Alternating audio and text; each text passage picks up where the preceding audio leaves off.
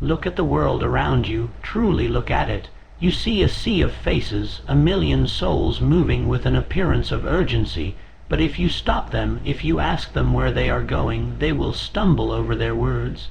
They are drifting, they are leaves caught in a chaotic wind, blown by the opinions of others, the trends of the hour, and the whispers of their own fears. This is the great tragedy of the modern age, a world filled with motion, but devoid of direction. Napoleon Hill called it the drifter mindset, but today we simply call it life. We call it getting by. But you were not designed to merely get by, you were designed to arrive. The Master Key, the one that opens every door from the dungeon of poverty to the palace of achievement, is the power of definiteness. It is the absolute, unwavering clarity of what you want and a burning desire to possess it. Most people never arrive because they never actually picked a destination. They are like a ship leaving a harbor without a map, without a compass, and without a captain, wondering why they keep hitting the rocks. They want success, but they cannot define it. They want wealth, but they cannot name the figure. They want happiness, but they haven't the slightest clue what the ingredients of that joy look like. Understand this. The universe does not respond to vague requests. It does not reward the hesitant or the maybe. The law of success is as cold and as precise as the law of gravity. If you are half-hearted, you will receive a half-lived life. If you are undecided, the world will decide for you, and its decision will rarely be in your favor. You must move from the state of wishing to the state of demanding. Wishing is the pastime of the weak. It is a passive hope that something might change. But definiteness is a spiritual command. It is the moment you stand up in the theater of your own mind and declare, this and nothing else, here and nowhere else, now and no longer waiting. Think of the giants who walked before us. Think of Andrew Carnegie, the man who took a young hill under his wing. He didn't just want to be in the steel business. He decided to dominate it. He had a definite aim, a definite timeline, and a definite plan. He understood that the mind is a magnetic force. When that mind is unified under one single dominant idea, it begins to attract the people, the tools, and the circumstances necessary to bring that idea into physical reality. This isn't mysticism, it is the mechanics of the human spirit. When you know exactly where you are going, your eyes begin to see opportunities that were previously invisible. You begin to hear the yes in a world of no. Contrast this with the man who wakes up and asks the world, what should I do today? That man has already lost. He has surrendered his greatest asset, his power of choice, to the whims of his environment. He is waiting for a sign, waiting for a break, waiting for the economy to change, or for a hand to reach down and pull him up. But the hand never comes. Fortune does not visit the hesitant. It only knocks on the door of the man who is already busy building his own house. You must realize that your mind is a workshop and your thoughts are the blueprints. If your blueprints are blurry, if they are smeared with doubt and indecision, the structure of your life will be crooked and unstable. We live in an era of infinite distraction, a digital noise that seeks to fracture your attention into 1,000 pieces. This is the enemy of definiteness. Every time you scroll without purpose, every time you chase a new opportunity, because the old one got difficult, you are diluting your power. You are scattering your energy like light through a prism. But when you take that same light and focus it through a magnifying glass, it becomes a laser. It can burn through steel, it can melt through the toughest obstacles. That is what a definite major purpose does to a human life. It focuses the scattered rays of your intellect, your emotion, and your physical strength into a single point of heat that nothing can resist. Look at Thomas Edison. Imagine the thousands of times he failed to create the incandescent light bulb. Why didn't he stop? Because he wasn't trying to see if it would work. He had already decided it was done. The physical world just hadn't caught up to his mental reality yet. He possessed a definiteness of purpose that bordered on obsession. To the world, he was a failure 10,000 times over. To himself, he was a man who had successfully identified 10,000 ways that wouldn't work. bringing him one step closer to the one way that would. He had the master key. He had locked his mind onto a single result, and he refused to turn back. This is the level of conviction required to break the gravity of average. Average is a comfortable trap. It is the warm bed that lures you into a deep sleep of mediocrity. To escape it, you must be willing to be misunderstood. You must be willing to be called crazy or obsessed, because the man with a definite aim has no time to explain himself to those who are drifting. He has a mountain to climb. He has a city to build. He has a legacy to forge. If you find yourself constantly seeking the approval of others, it is because you haven't yet committed to your own vision. When your purpose is definite, the opinions of others become nothing more than background noise. The wind whistling through the trees while you march toward your throne. The script continues seamlessly. The transition from a drifter to a master begins with the brutal honesty of self-analysis. You must ask yourself, what is my one true aim? If you have 5 main goals, you have none. To have a definite purpose is to prioritize one thing above all others, to make it the sun around which all your other activities revolve. This is where the fear creeps in. We fear that by choosing one path, we are closing the doors to others. But in trying to keep every door open, we spend our lives standing in the hallway. You must have the courage to shut the doors that do not lead to your ultimate destination. You must burn the bridges behind you so that there is no possibility of retreat. When Hernan Cortes reached the shores of the New World, he gave a command that echoed through history: burn the ships. He knew that as long as his men could see a way back, they would never fight with the full intensity required for victory. They would be looking over their shoulders, waiting for the moment things got too hard so they could run back to safety. By burning the ships, he made victory the only means of survival. He created a psychological state of definiteness that made the impossible inevitable. What are the ships in your life? What are the excuses you keep in your back pocket just in case you fail? Burn them, burn the Plan B. Plan B is only a distraction from Plan A. It is a safety net that ensures you will never learn how to fly. This commitment creates a chemical change in your resolve. It activates the faculty of the subconscious mind. Your subconscious is like a garden. It does not care what you plant. It will grow weeds of doubt or roses of success with equal vigor, but it only responds to emotionalized thought. A vague wish has no emotional weight, so the subconscious ignores it. But a definite aim, backed by a burning desire, is like a seed planted deep in fertile soil. It begins to work while you sleep. It begins to rearrange your habits. It begins to whisper ideas to you in the shower, in the car, in the middle of the night. It connects the dots of your experience into a pattern of achievement. Think of Henry Ford. He had a vision of a motor car for the great multitude. It was a definite, clear, and unshakable vision. When his engineers told him that the V8 engine was an impossibility, he didn't listen. He didn't weigh their expert opinions against his dream. He told them to go back and stay on the job until they succeeded, no matter how much time was required. He wasn't interested in what was possible.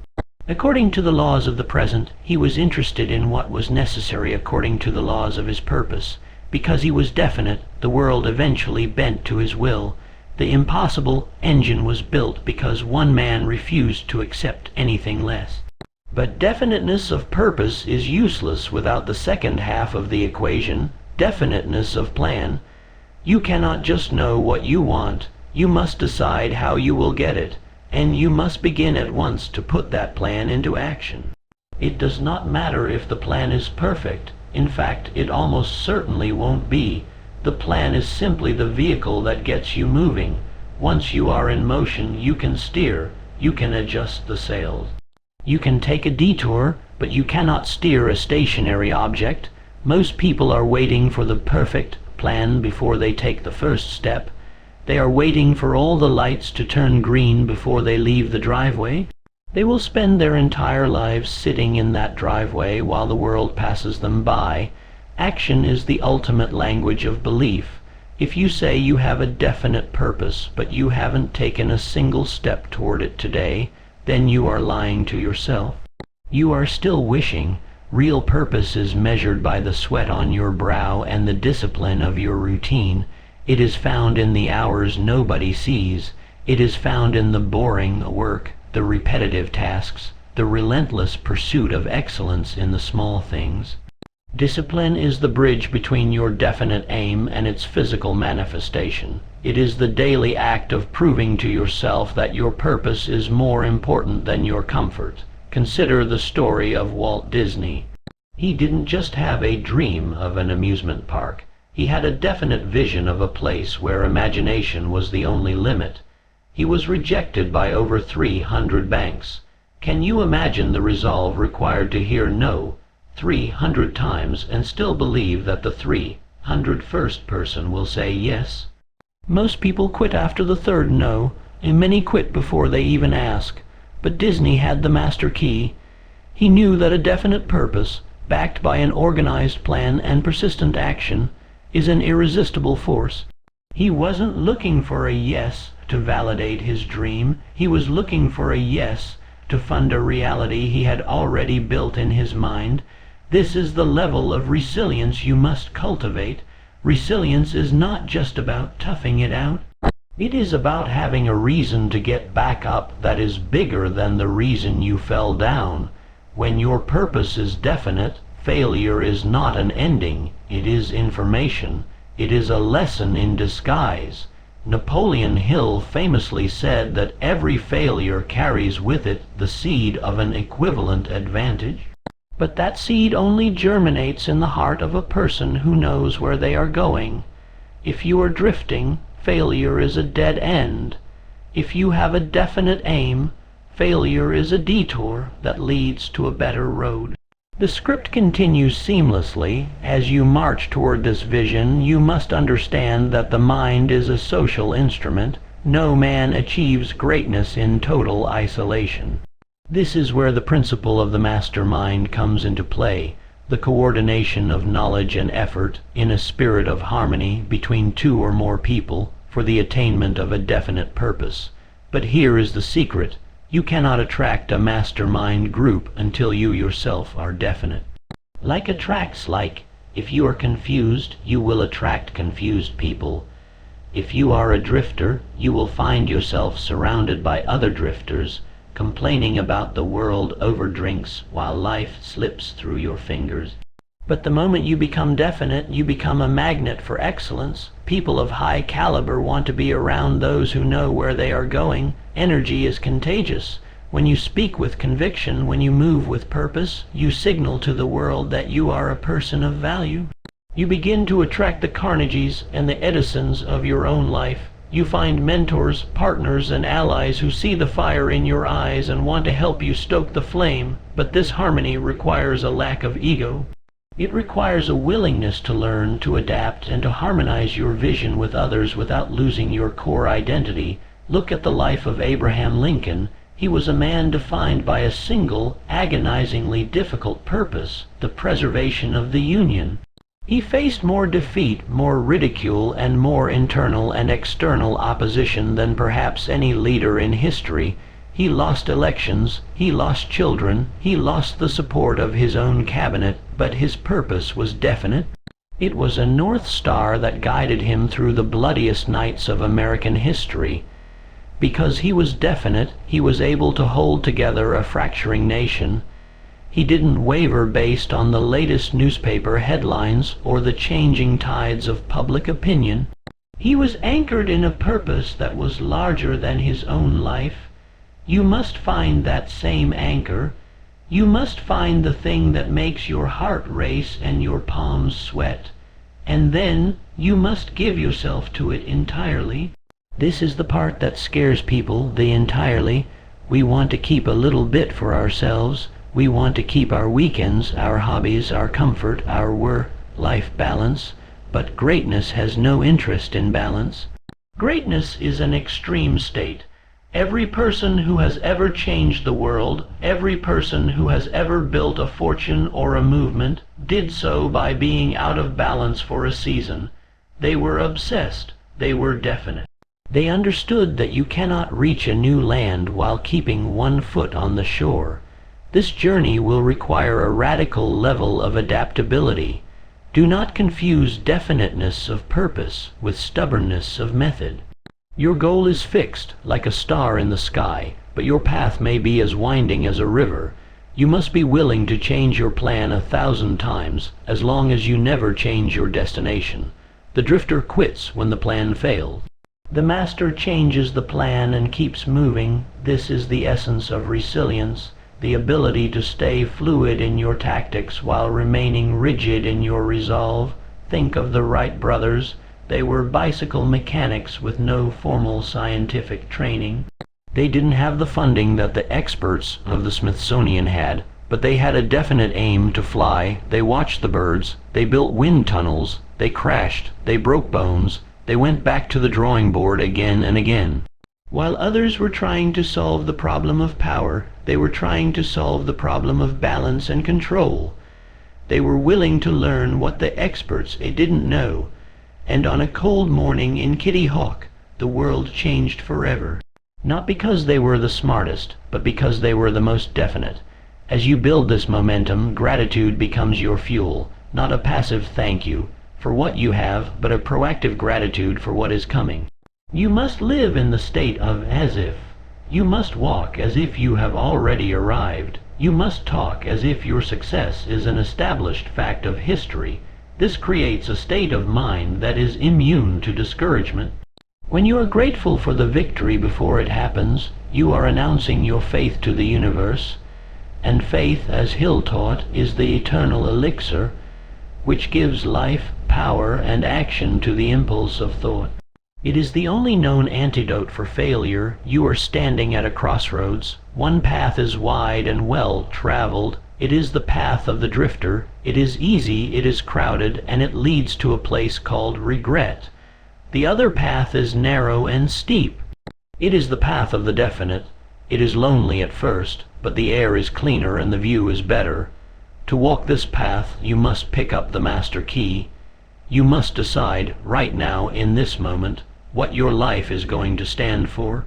You must stop asking for permission and start giving orders to your own soul. Most people will finish this and go back to their drifting. They will let the noise of the world drown out the call of their potential. But not you. You are still here because you feel the truth of these words in your bones. You are tired of being a leaf in the wind. You are ready to be the wind. Define your purpose. Write it down. Breathe life into it with a plan. And then move. Don't wait for the feeling. Move and the feeling will follow. Don't wait for the light. Be the light. The world is waiting for someone to lead. Why not you? The great mystery of success is no mystery at all. It is a choice. It is the Master Key of Definiteness. Take it, turn it, open the door, and walk into the life you were always meant to possess. Your arrival is not a matter of if. It is a matter of when, and that when begins the second you decide. Arrive.